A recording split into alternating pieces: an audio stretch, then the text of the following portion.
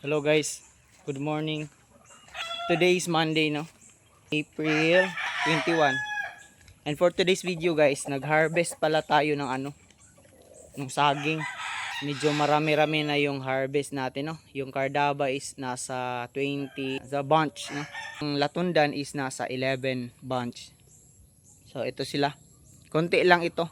Nandito. Yung iba nasa ibaba, no? Nandun sa ibaba. Kasi nga mahirap iakyat dito, mabibigat. So doon na lang sila, tapos kunin na lang ng buyer doon and magbayad na lang tayo sa buyer sa paghaul ng no, paghakot ng saging natin, guys. So tingnan natin mamaya pag timbang kung ilang kilo lahat, ilang kilo yung cardaba at ilang kilo yung latundan. Dagang kagrasya unya di ka to. Naaman sa Panginoon.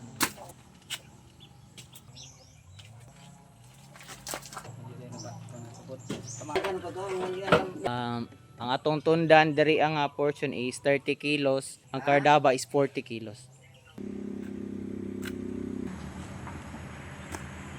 So all in all 185 ang cardaba and ang tundan is 49 kilos. And ayun nga guys, no?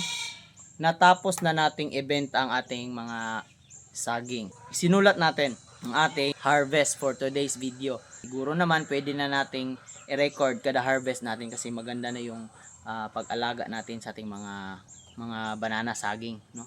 Yung latonda natin is tumimbang siya ng 49 kilos and yung cardaba is tumimbang ng 185. And as of today's price guys is yung cardaba is nasa 10 pesos and yung latundan is nasa 16. Dati last month nung nag-harvest ako is nasa 21 per kilo pa, no, yung latundan. Pero ngayon bumaba siya, nasa 16 na lang. Pero okay lang 'yun. Ang mahalaga yung importante na ibenta natin yung ating produkto. Kumita tayo guys, no. In God's will, sana madagdagan pa yung mga tanim natin at sana malayo sila sa disease, sa mga sakit para pag harvest natin good lahat, no? Maitimbang natin at mahalin lahat, no?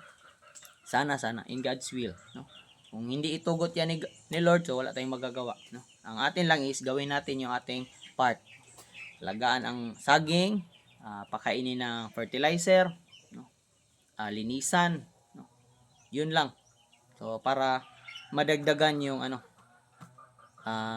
natin yung kita, no, in the future, no. Siguro guys mga 3 years from now, no, mga 1,000 kilos na tayo, no. 3 years from now. Sige. Natin yan, gawin natin yan guys. So that's all for today's video. Thanks for watching. Bye bye.